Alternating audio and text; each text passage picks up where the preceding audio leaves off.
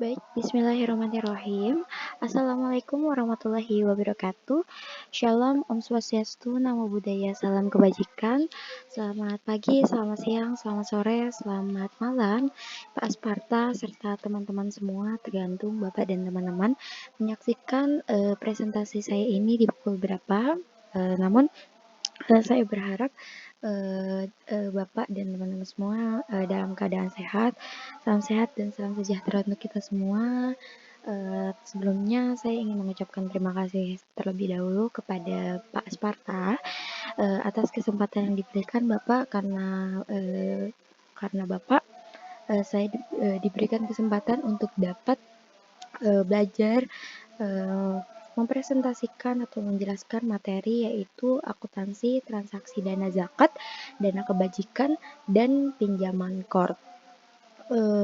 Tentu saja tujuan saya membuat video ini yaitu untuk memenuhi tugas individu saya untuk mata kuliah akuntansi perbankan syariah.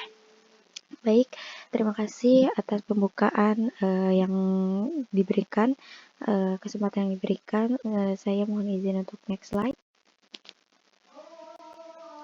Ya, baik, terima kasih. Izin memperkenalkan singkat Bapak dan teman-teman semua. Saya Maulidina Artika Trifani dengan NIM 2023 1231003 dari Prodi Akuntansi Indonesia Banking School. Yang sudah saya jelaskan di depan bahwasanya tujuan saya membuat video ini, mempresentasikan materi ini, yaitu untuk memenuhi salah satu tugas individu saya dari mata kuliah akuntansi perbankan syariah, yaitu dengan dosen Bapak Dr. Sparta. Terima kasih. Maka sekian untuk perkenalan singkat saya. Selanjutnya mohon izin next.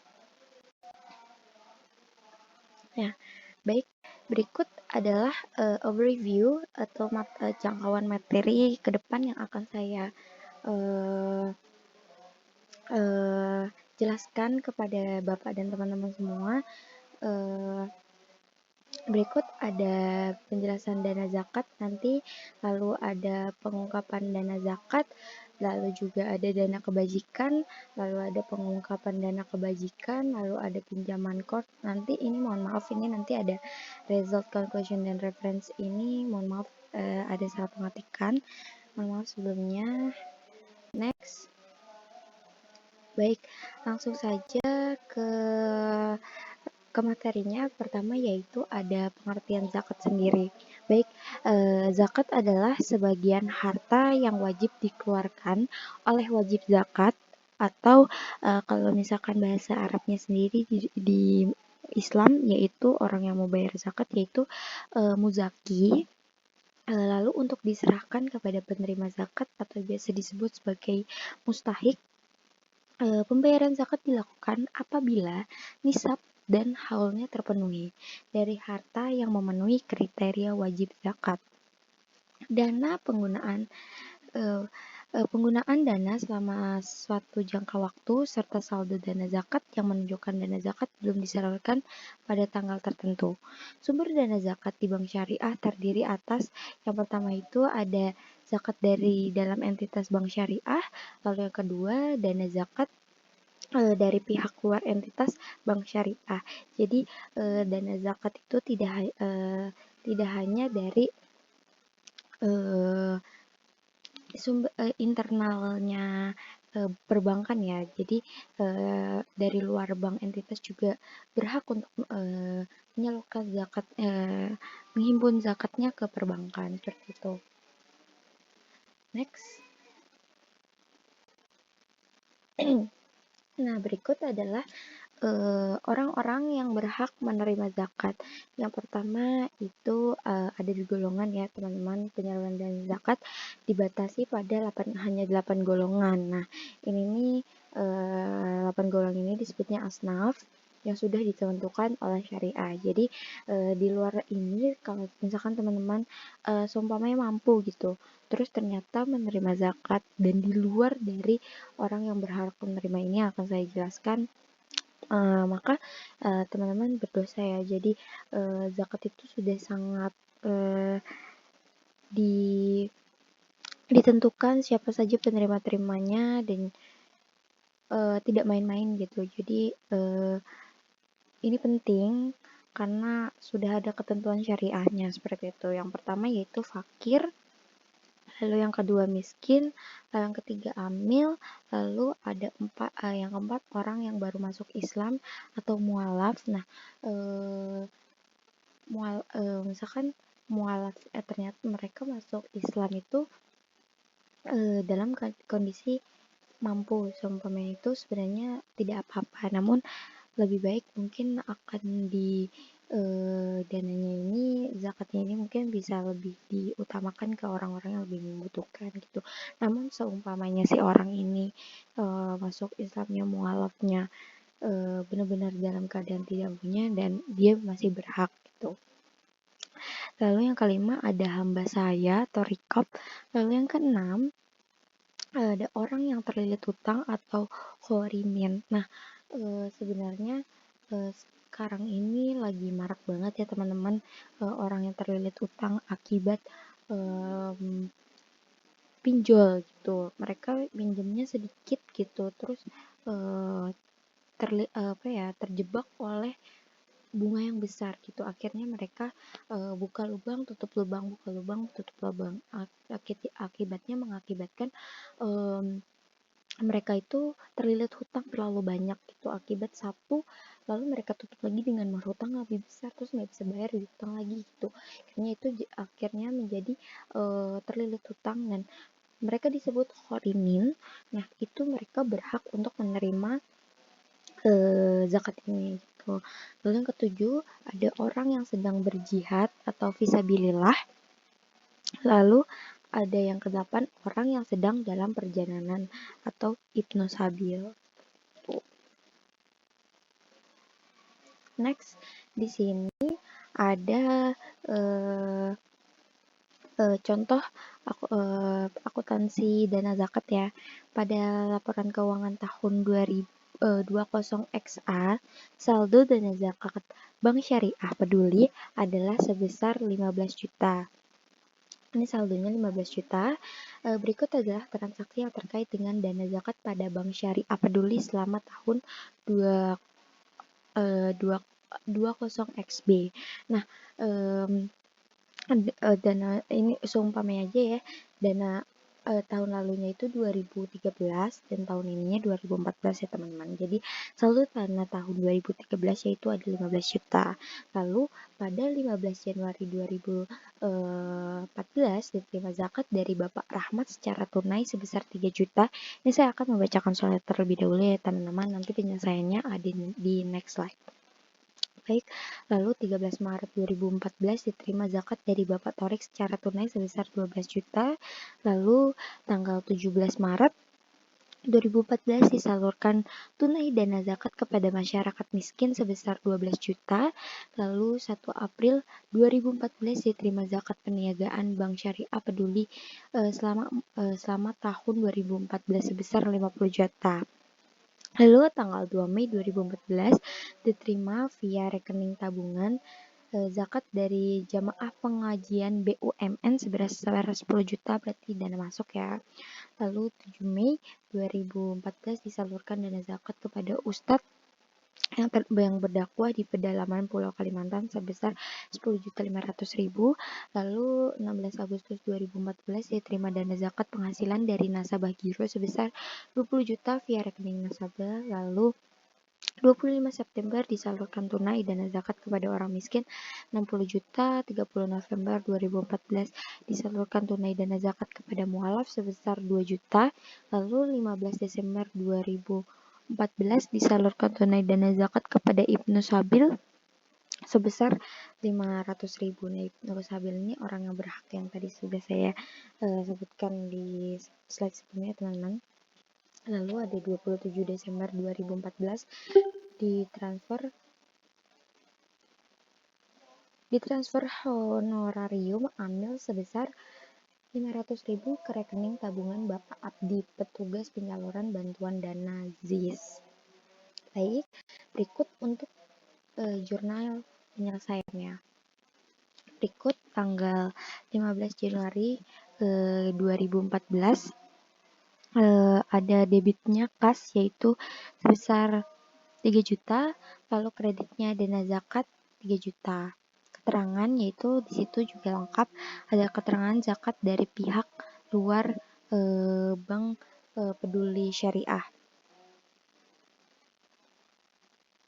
Lalu tanggal 13 Maret 2014 debitnya kas, menerima dana juga tadi, lalu kreditnya dana zakat sebesar 12 juta, lalu tanggal 17 Maret debitnya dana zakat, lalu ini uang keluar teman-teman, debitnya dana zakat, lalu kreditnya kas, keterangannya dibayar kepada mustahik orang miskin, lalu sebesar 12 juta, lalu 1 April mengeluarkan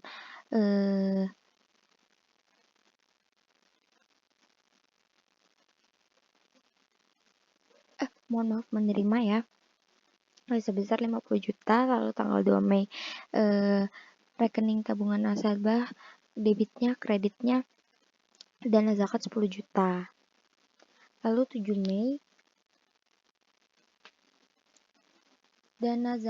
debitnya dana zakat lalu 10.500.000 dan kreditnya kas 10.500.000. Lalu tanggal 16 Agustus debitnya rekening nasabah, lalu kreditnya dana zakat sebesar 20 juta, lalu tanggal 25 September debitnya dana zakat, lalu kreditnya kas sebesar 65 juta. Next.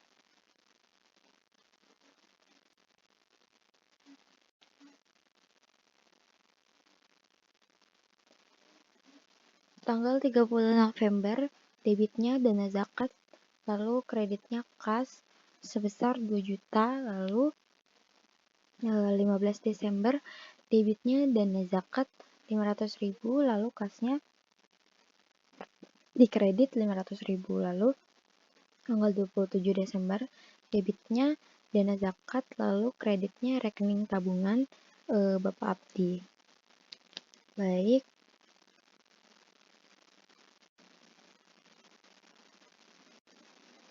Next.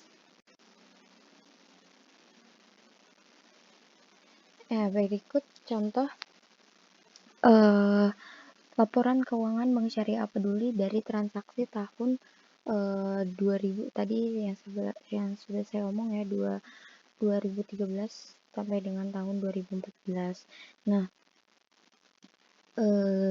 tadi kan saya juga sudah jelaskan kan bahwasannya sumber dana zakat itu ada 2, dari internal Bank Syariah dan juga bisa entitas luar kan. Nah, misalkan dari zakat dari bank itu seperti ini secara pelaporan akuntansinya, lalu zakat dari pihak luarnya segini. Jadi jika ditotalin 50 juta sama 45 juta di tahun 2012 95 juta, lalu tahun 2011-nya 80 juta.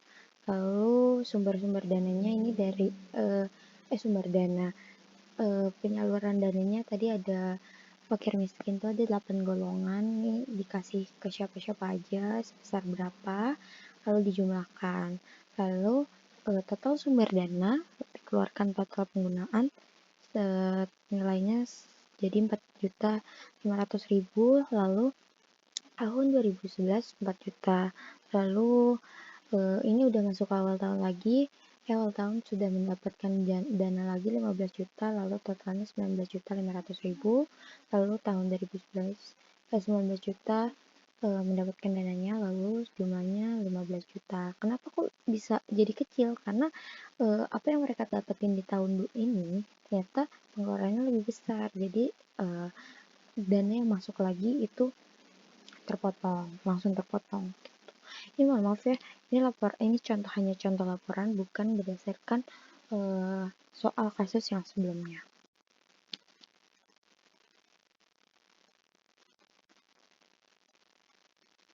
Nah, next. Ini ada pengungkapan dana zakat. Hal-hal yang harus diungkapkan terkait transaksi dana zakat antara lain, yang pertama, sumber dana zakat yang berasal dari internal bank. Lalu, sumber dana zakat yang berasal dari eksternal bank. Lalu, kebijakan penyaluran zakat. Lalu yang keempat, proporsi dana yang disalurkan untuk masing-masing entitas pengelola zakat yang diklasifikasikan menjadi pihak berelasi dan pihak ketiga. Nah, apalagi kan ini transaksinya berbau syariah ya teman-teman. Jadi sudah sepatutnya banget kita mengungkapkan apa-apa yang terjadi gitu, mulai dari penerimaan, lalu pengelolaan, sampai dengan penyaluran. Nah, semua itu harus transparan. Nah, di poin 1 harus banget diungkapin sumber dana itu dari mana. Apakah dari internal? Harus lengkap itu. Apakah dana ini dari internal atau eksternal? Itu harus dibedakan. Yang pertama dari internal, yang kedua dari eksternal bank. Lalu harus dibuat juga kebijakan penyaluran zakatnya. Jangan main-main. Karena zakat itu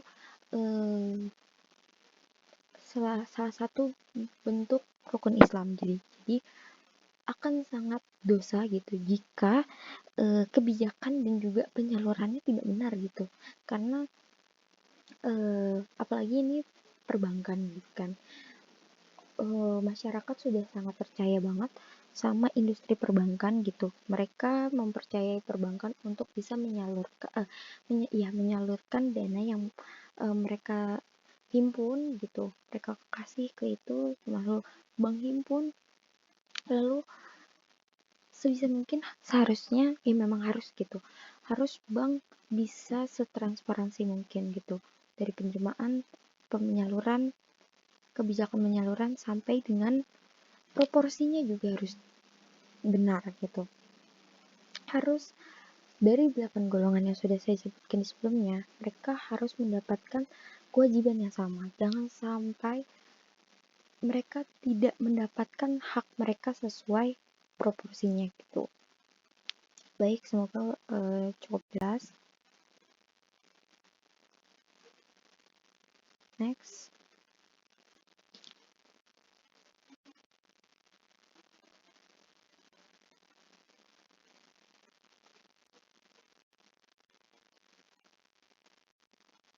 Ya, baik, masuk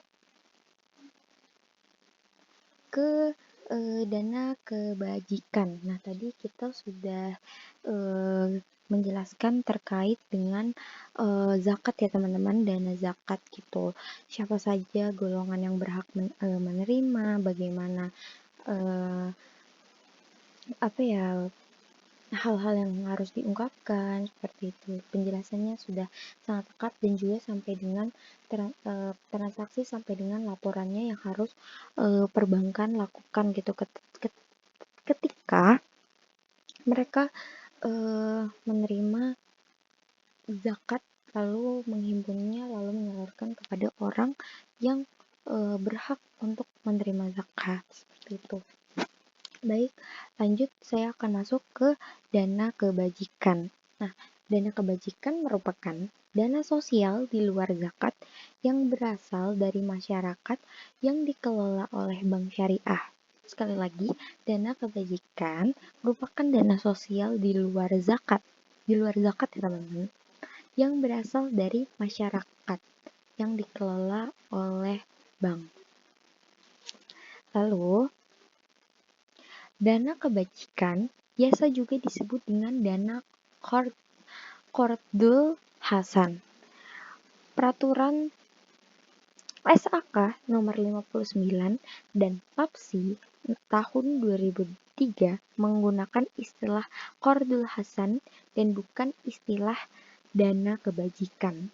Akan tetapi, pada PSAK nomor 101 dan PAPSI tahun 2013, istilah ini diganti dengan istilah dana kebajikan. Akan tetapi, pada PSAK 101, istilah diganti dengan istilah dana kebajikan. Nah, sebelumnya penyebutannya Qardul Hasan. Lalu itu di tahun 2003. Lalu seiring berjalannya waktu 10 tahun kemudian peraturannya penyebutannya diubah menjadi dana kebajikan. Tidak ada keterangan resmi alasan penggantian istilah ini dalam PSAK nomor 11.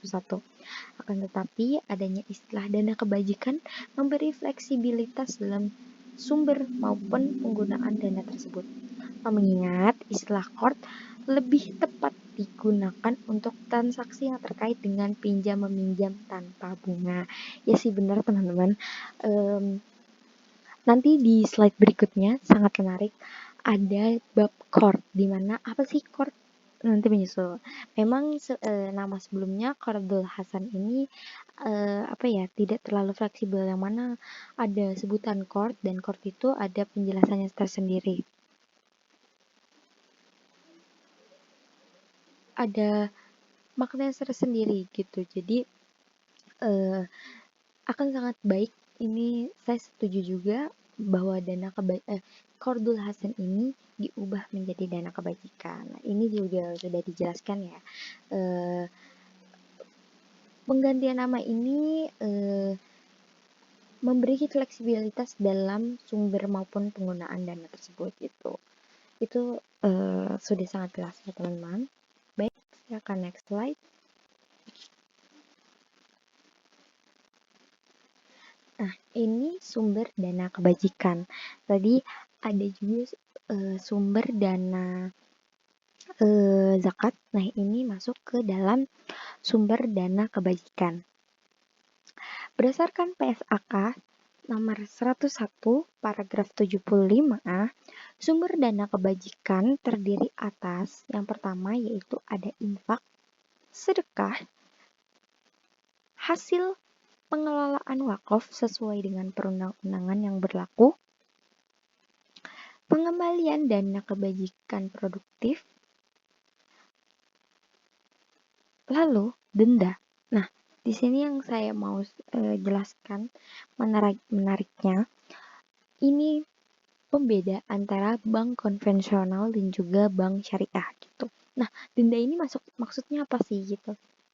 Nah, denda ini nih artinya ketika ada suatu nasabah bank syariah peduli nih di slide sebelumnya, dia menerima kredit dari bank syariah peduli. Ternyata dia sebenarnya nih dia nih mampu nih. Kalau di Islam kan mereka tidak seperti bank konvensional gitu ya teman-teman. Biasanya kalau bank konvensional tuh oh yaudah gue nggak peduli lu mampu atau enggak gitu. Kalau emang udah jatuh tempo setiap bulannya, lu mau nggak mau harus bayar gitu. Berbeda dengan Islam. Kalau memang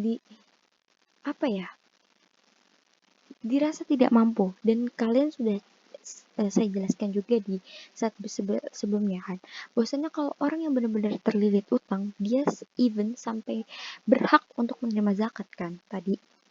Nah, kalau di slide ini, dana kebajikan ini, kasusnya, denda itu diterima ketika si nasabah ini nih sebenarnya mampu, teman-teman, untuk membayar kredit dia.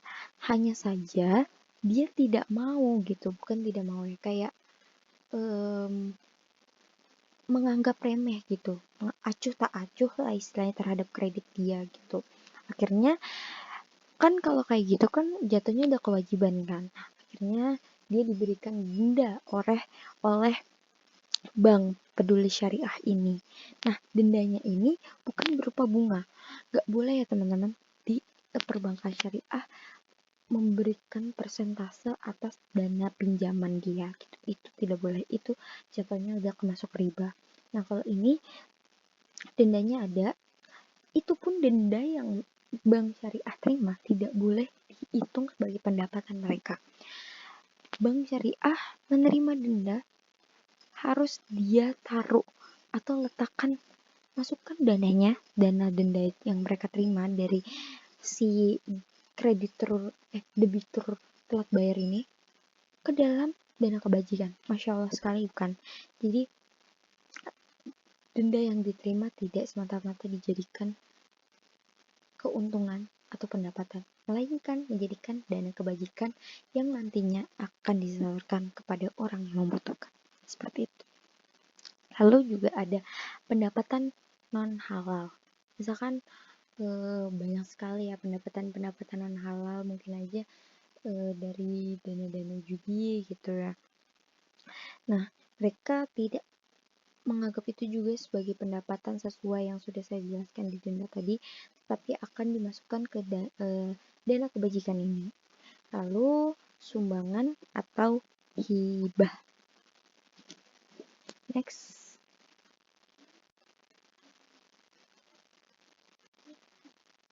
Ya, lalu kalau tadi sudah ada sumbernya, lalu di sini ada fungsi dana kebajikan. Berdasarkan Peraturan Standar Akuntansi Keuangan Nomor 101, dana kebajikan dapat digunakan untuk yang pertama, dana kebajikan produktif. Nah, dana kebajikan produktif ini apa sih gitu? Sesuai sudah dengan ujung namanya nih, produktif, yang mana digunakan untuk kegiatan-kegiatan yang produktif, yang mana ketika uang itu digunakan, kedepannya akan digunakan lagi untuk hal-hal yang bermanfaat. Mohon maaf, teman-teman.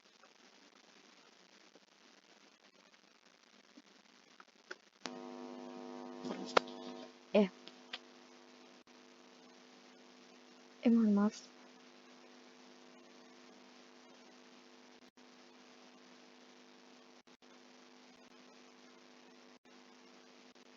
Ya, baik, lanjut.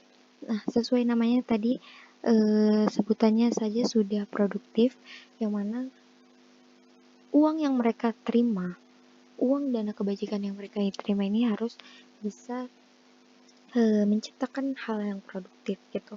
Misalkan buat modal usaha, lalu beli motor, gak apa-apa, asalkan mungkin tukang somai gitu membutuhkan motor untuk apa? Untuk keliling belanja, itu tidak apa-apa, asalkan di dana yang mereka terima digunakan dengan sangat bijaksana, seperti itu. Lalu yang kedua ada sumbangan. Sumbangannya dari mana? Ya dari mana saja, bisa dari internal bank maupun eksternal bank gitu. Lalu yang ketiga, penggunaan lainnya untuk kepentingan umum. Ya pokoknya dana kebajikan ini nih gak terkhusus untuk apa-apanya gitu. Yang penting digunakan dengan sebutuhnya, lalu dengan bijak gitu, jangan digunakan untuk hal-hal yang tidak baik oleh debiturnya, seperti itu. Next. Nah, di sini ada contoh soal untuk penerimaan dana kebajikan.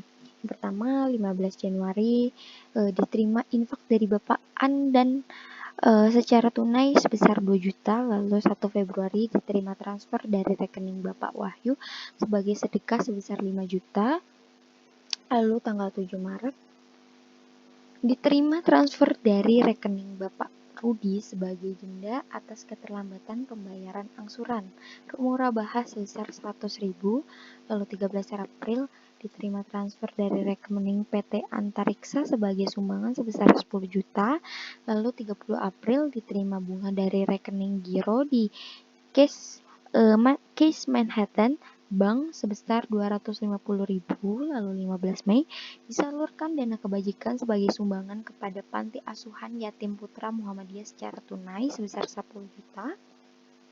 Lalu 11 Juni disalurkan dana kebajikan sebagai sumbangan kepada Sekolah Dasar Negeri 1 Sidoarjo secara tunai sebesar 5 juta. Lalu tanggal 12 Agustus disalurkan secara tunai dana kebajikan untuk pinjaman Kordul Hasan Mbah Mujir yang hendak merintis usaha pisang goreng sebesar 100.000, lalu yang ke-8 diterima secara tunai pengembalian dana Qardul Hasan tahap 1 oleh Mbah Mujir sebesar 50.000. Lalu tanggal 8 Oktober disalurkan dana kebajikan untuk menjamin Qardul Hasan Ibu Sukini yang hendak merintis usaha pecel lele sebesar 500.000. Lalu yang terakhir pada tahun 17 Desember diterima secara tunai pengembalian dana Qardul Hasan tahap 2 oleh Mbah Mujir sebesar 50.000 dan tahap 1 oleh Ibu Sukini sebesar 100.000. Baik, next.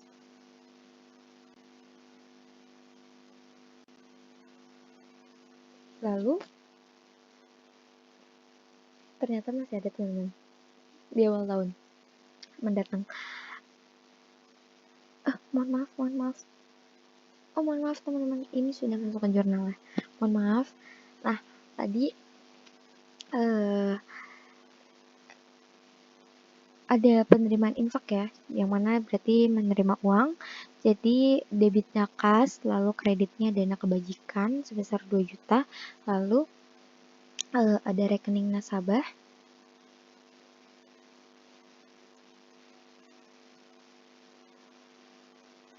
debitnya lalu kreditnya dana kebajikan untuk penerimaan dari penerimaan sedekah sebesar 5 juta.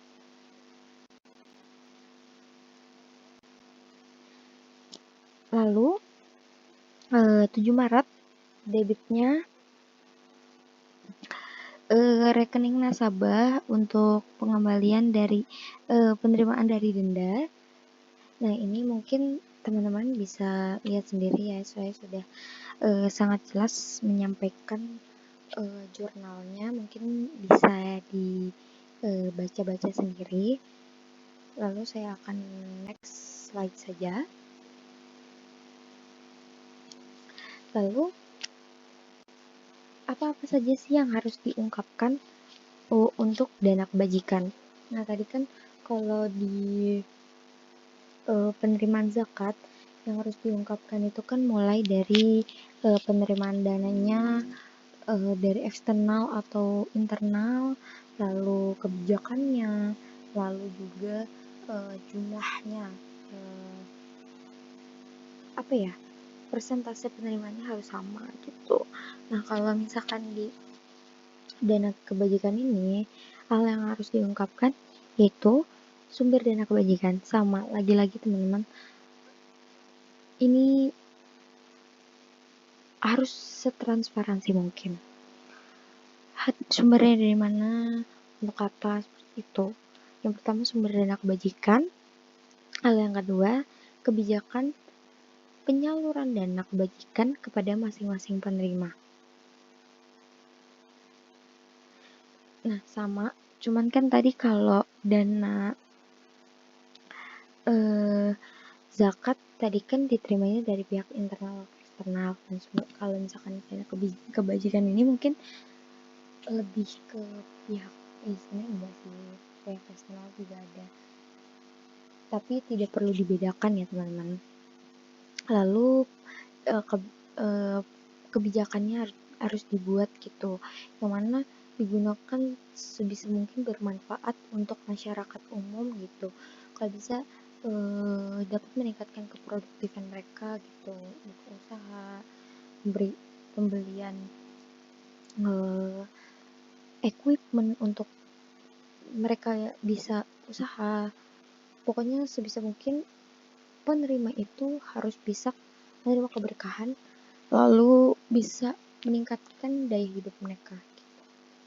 Lalu yang ketiga, proporsi dana yang disalurkan untuk masing-masing penerima dana kebajikan yaitu pihak berelasi dan pihak ketiga. Lalu yang terakhir, alasan terjadinya dan penggunaan atas penerimaan halal. Nah,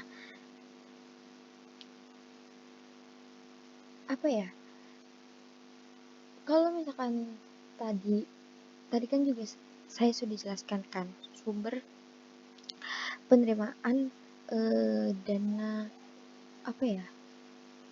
dana kebajikan itu dari mana. Nah, tadi ada penerimaan dana non halal. Toh kalau misalkan bank pun tidak semau itu ya teman-teman, syariat tidak semau itu menerima uang non halal gitu. Toh seumpama mereka mau menghimpun dana non halal, mereka harus tahu dulu nih, dana non halal ini dari apa, sumbernya dari mana, apa yang membuat dana ini nggak halal, itu harus digali sangat dalam gitu. Dan juga tentu saja penggunaannya gitu, penerimaannya saja sudah tidak halal gitu kan, apalagi untuk digunakan itu jauh tidak lebih baik ya teman-teman. Next,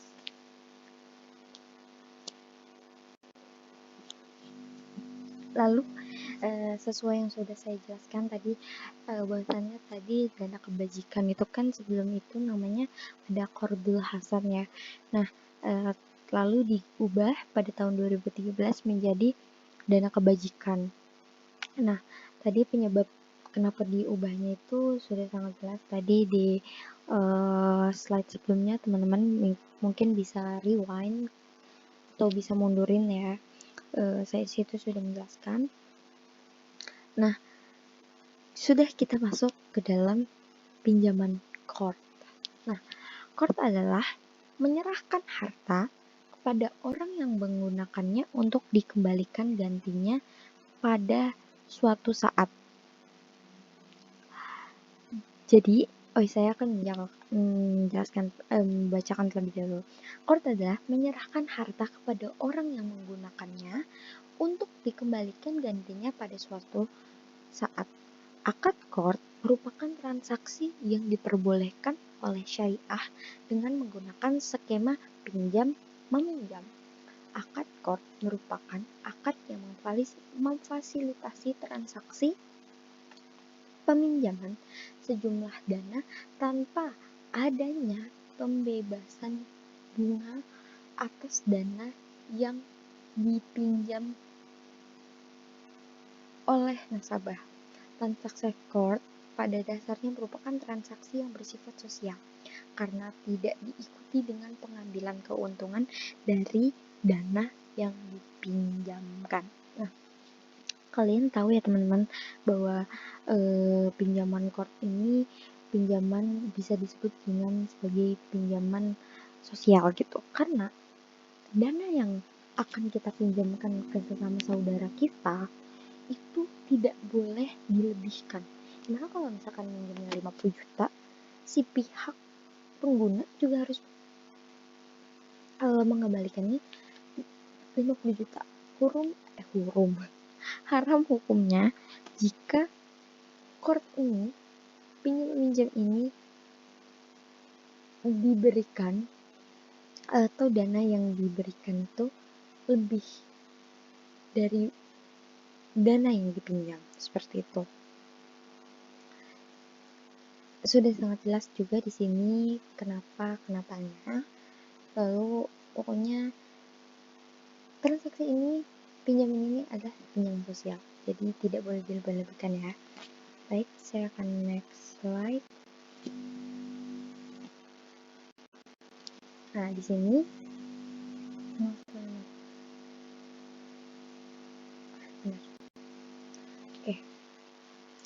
transaksi qard juga bermanfaat bagi bank syariah untuk memfasilitasi berbagai keperluan bank syariah dalam hal, transaksi qard ini tidak hanya menguntungkan ya bagi sesama saudara, karena ya pinjamnya 50 juta, kapan lagi gitu kan balikinnya juga 50 juta gitu, sesuai dengan jumlah peminjaman tanpa ada tambahan biaya.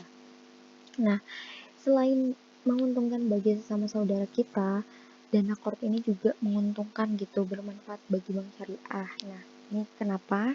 Yang pertama, pemenuhan tanggung jawab sosial bank syariah untuk membantu mengembangkan usaha kecil mikro yang memerlukan dana tanpa bunga. Nah,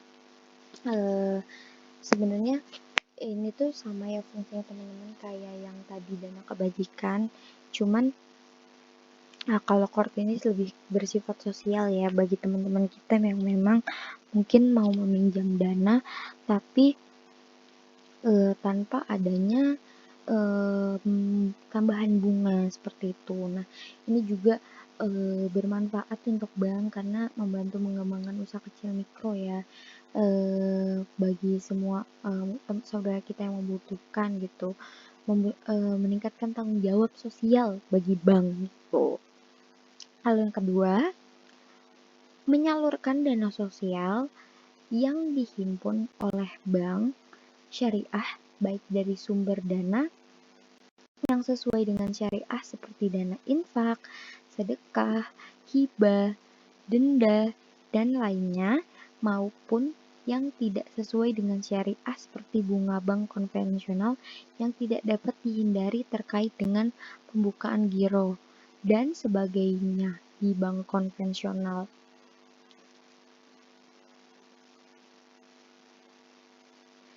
Next. Lalu manfaat yang ketiga yaitu sebagai produk pelengkap kepada nasabah yang telah terbukti loyalitas dan bonafiditasnya yang membutuhkan dana ralangan segera untuk masa yang relatif pendek, ataupun nasabah yang memerlukan dana cepat, sedangkan ia tidak bisa menarik karena dananya tersimpan di bank syariah dalam bentuk deposito. Nah, ini juga bermanfaat gitu. Misalkan ada beberapa nasabah gitu, mereka butuh dana cepat dan ternyata dia sebenarnya punya uang nih gitu. Ternyata dananya itu sudah nggak sengaja dia setor sebagai deposito. Jadinya kalian tahu sendiri bahwasannya deposito itu tidak mudah semata-mata udah di store terus harus diambil lagi gitu, itu tidak bisa ya teman-teman. Memang udah regulasinya seperti itu, ketika sudah di store tidak boleh diambil di luar jangka waktu kesepakatannya, seperti itu. Baik, untuk selanjutnya yang keempat, sebagai skema khusus membantu pegawai bank syariah yang membutuhkan pinjaman untuk kebutuhan yang bersifat insidental. Nah, tidak hanya pihak eksternal nih yang bisa meminjam dana kort ini, tapi juga pegawai juga boleh gitu. Misalkan pinjaman cepat ini tuh kort ini kan bersifat cepat ya teman-teman. Nah, misalkan ada salah satu keluarga pegawai yang mengalami kecelakaan gitu dan sifatnya kritis gitu dan dia membutuhkan dana cepat gitu. Nah, dana kort ini sangat amat bermanfaat dan juga sangat amat diperbolehkan untuk membantu sesama saudara yang benar-benar membutuhkan dana cepat ini. Contohnya tadi pegawai bank ternyata saudaranya mengalami kecelakaan, jadi dia harus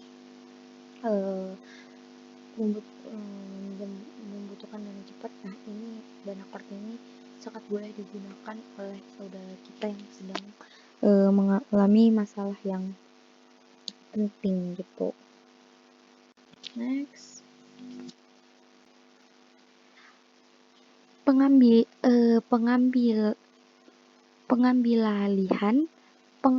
alihan utang bank konvensional kepada bank syariah.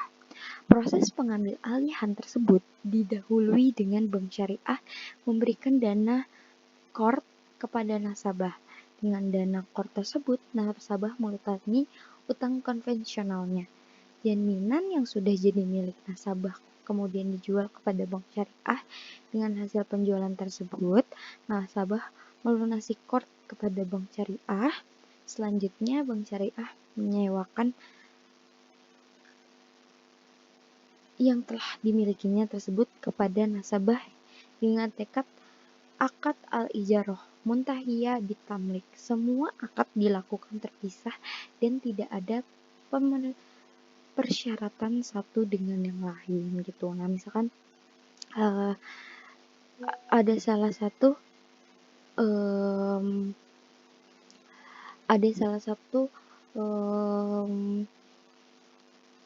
nasabah gitu yang mengalami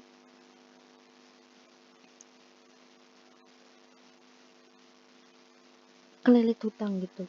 Dan kasusnya dia kelilit hutangnya itu sama bank konvensional.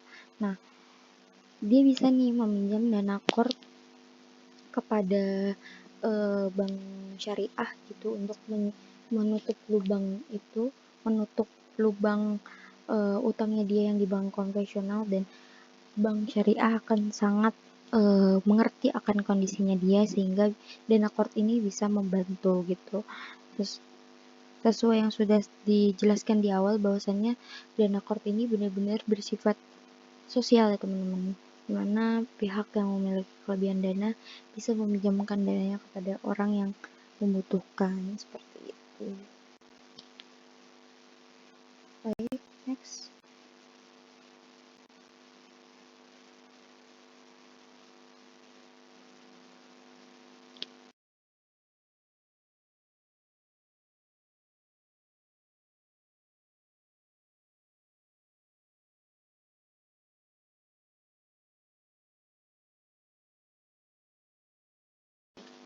Mohon maaf. Lalu lanjut ketentuan syar'i transaksi pinjaman kor. Nah, ini adalah beberapa ketentuan pinjaman kor. Yang pertama, larangan mensyaratkan tambahan pengembalian atas suatu pinjaman. Nah, tadi di definisinya sudah saya jelaskan juga bahwasanya kalau misalkan dana yang dipinjam oleh nasabah haram atau benar-benar dilarang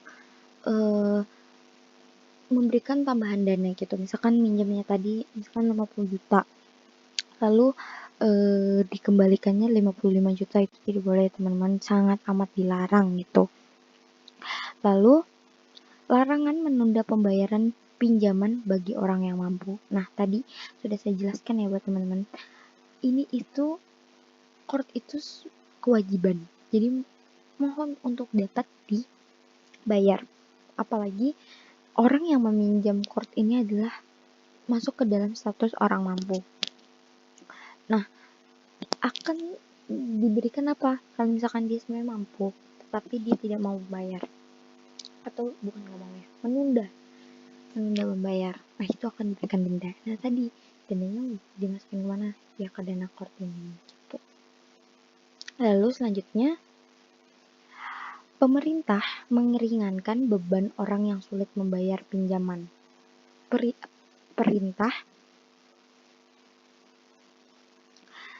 Perintah meringankan beban orang yang sulit membayar pinjaman. Nah, tadi di slide sebelumnya itu saya sudah jelaskan. Nah, transaksi pinjaman kor ini sangat amat dipergunakan untuk saudara-saudara kita ya. Namanya juga kegiatan sosial ya bisa dibilang. Nah, ini bisa menjadi membantu meringankan beban orang sulit membayar pinjaman gitu. Lalu yang keempat, pembolehan mengenakan biaya administrasi. Nah, ini di luar bunga teman-teman. Jadi ini nggak boleh ada persentasenya gitu. Seumpama si A punya hutang 100 juta gitu. Lalu dia punya minjem dana 100 juta di bank syariah untuk menutupi utang dia yang di sana. Nah, apakah boleh bank memberikan administrasi tapi si pihak peminjamnya ini sepakat untuk bisa menerima administrasi tapi di luar dari adanya persentase jumlah pinjaman. Misalkan dia minjam tadi 100 juta, lalu diberi persentase adminnya 100%, itu nggak boleh. Kalau misalkan di persentase ya ternyata si peminjamnya sepakat diberikan administrasi 15.000 per bulan, nah itu tidak apa-apa gitu, tapi atas dasar persetujuan dia juga ya teman-teman. Jangan sampai transaksi ini menjadi pemberat gitu, karena kan ini sifatnya sosial ya sekali lagi, jadi jangan sampai ada salah satu pihak yang keberatan gitu. Lah kenapa kalau misalkan sifatnya sosial, bank harus ngasih admin gitu kan. Ya balik lagi teman-teman, bank kan juga kan mempekerjakan karyawan ya, dan karyawan ini kan juga butuh gaji, butuh uang gitu. Nah, jadi semestinya juga bank bisa menarik administrasi untuk bisa memutar gitu karyawan, operasional mereka gitu kan, menggunakan listrik sehari-hari di bank itu kan tidak gratis ya teman-teman. Lalu yang kelima, pembolehan pengenaan sanksi pada peminjam yang mampu, melainkan kewajiban. Nah, ini boleh nih teman-teman. Tadi kan ada tuh di di poin 2 nih. Ada nih sebenarnya dia nih mampu tapi nunda bayar. Nah, itu hukumnya apa gitu kan? Hukumnya kewajiban, dia harus bayar. Nah, apakah boleh dia diberikan sanksi? Of course boleh gitu, karena dia mampu tapi dia menunda gitu. Dia tidak memenuhi kewajibannya dia. Jadi mau tidak mau dia harus diberikan sanksi. Dan pun bank menghimpun uang sanksinya dia nggak buat kepentingan bank kok, mereka menghimpun dimasukin ke dana kebajikan gitu. Seperti itu ya teman-teman, sudah sangat jelas. Next.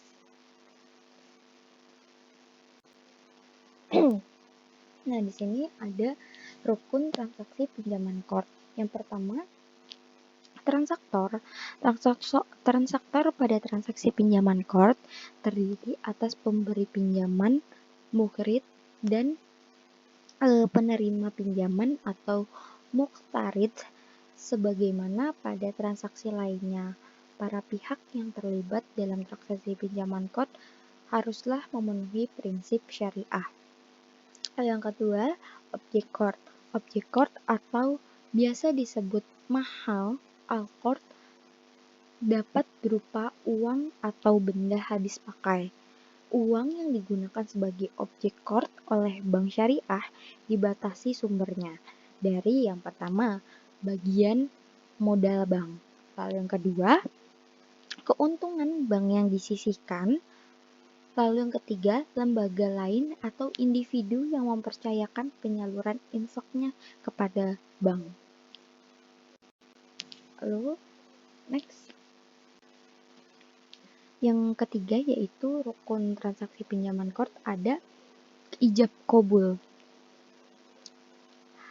Ijab dan qabul dalam transaksi pinjaman core merupakan pernyataan dari kedua belah pihak yang berkontrak dengan cara penawaran dari pemberi pinjaman bank syariah dan penerimaan yang dinyatakan oleh penerima pinjaman atau nasabah. Pelafalan perjanjian dapat dilakukan dengan lisan, isyarat bagi yang tidak bisa bicara, tindakan maupun tulisan, bergantung pada praktik yang lazim di masyarakat, dan menunjukkan keridhaan satu pihak untuk meminjamkan sejumlah dana objek core dan pihak lain untuk menerima dan melunasi pinjamannya. Nah, teman-teman, core ini sangat bersifat sosial ya, yang mana dari transaksinya itu sampai ada rukunnya gitu, apalagi sampai ada ijab qabul untuk memastikan bahwasannya pihak yang memberikan pinjaman ini tuh dapat ridho gitu, bahwasannya dana yang mereka salurkan gitu ke orang yang membutuhkan gitu benar-benar ridho gitu, sampai ada surat perjanjian juga kan, ada pelafalan perjanjian gitu secara lisan atau bisa isyarat gitu bagi orang yang tidak bisa atau memiliki kekurangan gitu. Next. Lalu ada pengawasan syariah transaksi pinjaman. Yang pertama, meneliti apakah pembiayaan yang diberikan berdasarkan prinsip core tidak digunakan untuk kegiatan yang bertentangan dengan prinsip syariah. Ya teman-teman, dana core ini kan udah sangat diringankan ya. Apalagi sampai dia nih apa ya, nggak diberikan bunga sama sekali gitu. Pokoknya dia harus bisa mengembalikan dari yang dia pinjam sesuai jumlahnya aja gitu, jumlah awalnya gitu. Sudah sebaik itu teman-teman, harus sangat bijak ya teman-teman gitu. Digunakan, jangan sampai digunakan yang bertentangan dengan syariat Islam gitu. Jadi udah dapetinnya enak gitu, tanpa adanya bunga, tanpa ada admin dan lain-lain. Masa iya sampai sudah seperti itu masih digunakan untuk apa ya, hal-hal yang tidak baik, itu kan sangat tidak boleh ya. Jadi ya mungkin banyak ya sampai dibuat pengawasan seperti ini.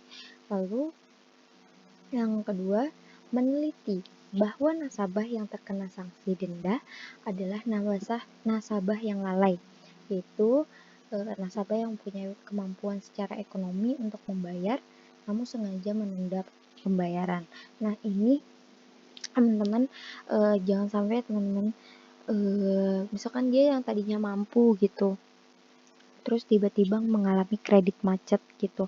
Nah, itu kita harus meneliti juga nih, sebenarnya emang dia tuh sedang kesusahan atau sebenarnya mampu tapi ditunda nih bayarnya gitu. Nah, itu harus diteliti dan diawasi gitu. Jangan sampai si nasabah ini ngerasa terberatkan gitu.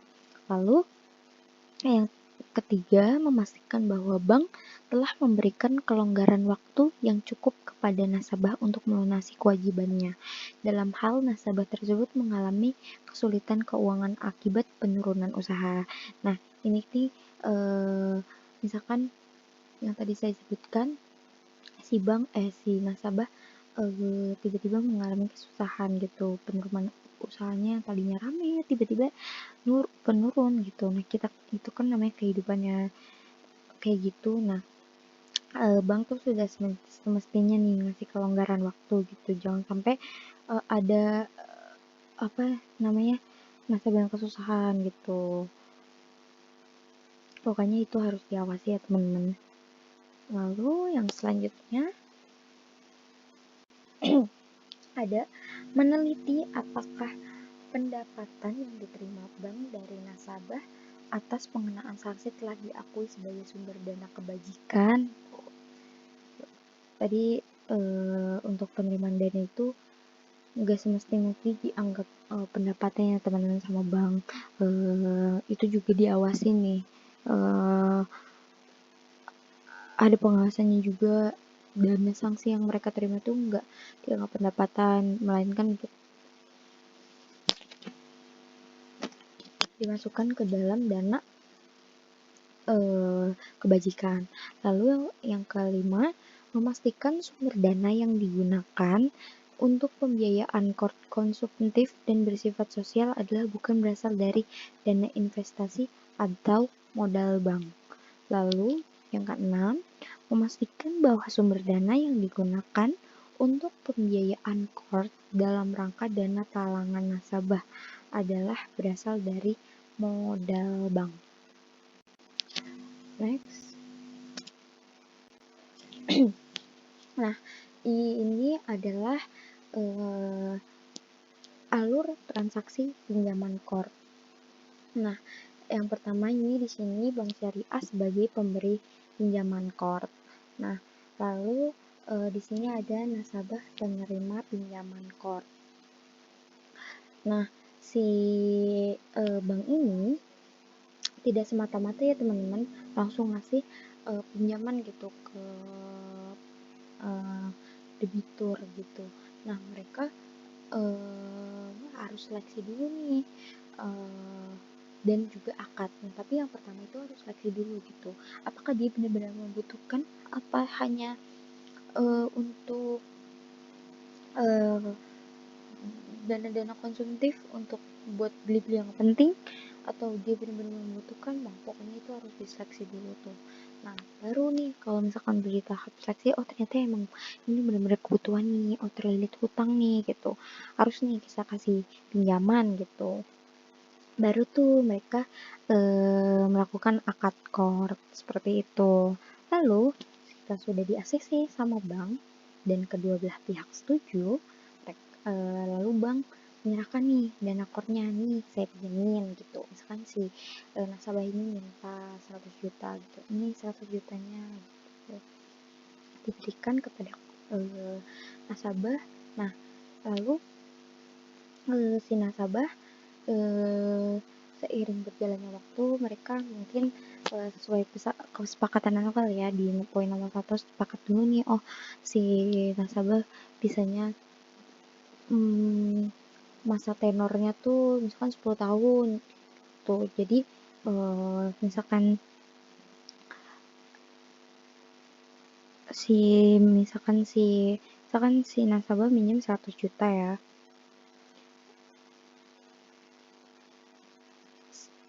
si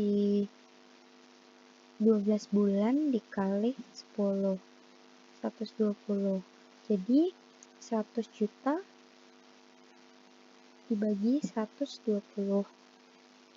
Nah, berarti selama tenor 10 tahun itu kurang lebih si nasabah ini nih bisa melunasi setiap bulannya itu sebesar 835 lah kurang lebih gitu kepada nasabah gitu. Nah, pengembalian dananya core sesuai nih, harus sesuai. Si bank minjemin 1 juta, nah si nasabah sesuai ketentuannya. Kalau core itu bersifat sosial, jadi apa yang dipinjemin 1 juta ya harus dibaginya 1 juta gitu, tapi boleh berupa cicilan seperti itu. Nextnya ya, sudah habis teman-teman.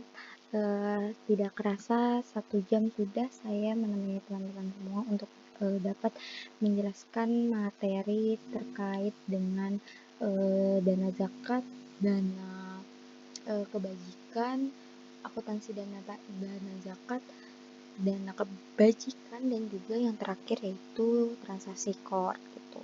Tidak terasa 1 jam sudah saya menjelaskan. Semoga untuk jadi tadi transaksi zakat, core, dan juga kebajikan bisa diterima dengan teman-teman semua gitu sebagaimana mestinya.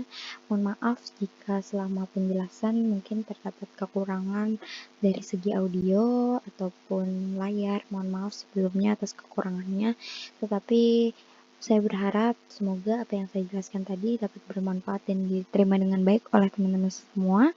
Saya Maulidina Artika Trifani pamit undur diri. Sekali lagi terima kasih untuk Pak Sparta atas kesempatannya serta perhatiannya, serta teman-teman semua. Terima kasih banyak. Mohon maaf sekali lagi jika terdapat kesalahan gitu, apalagi dalam pencantuman materi. Mohon maaf sekali. Saya Maulidina Artika Trifani pamit undur diri. Wabillahi taufiq wal hidayah. Wassalamualaikum warahmatullahi wabarakatuh. Terima kasih. Semoga video ini bermanfaat teman-teman semua.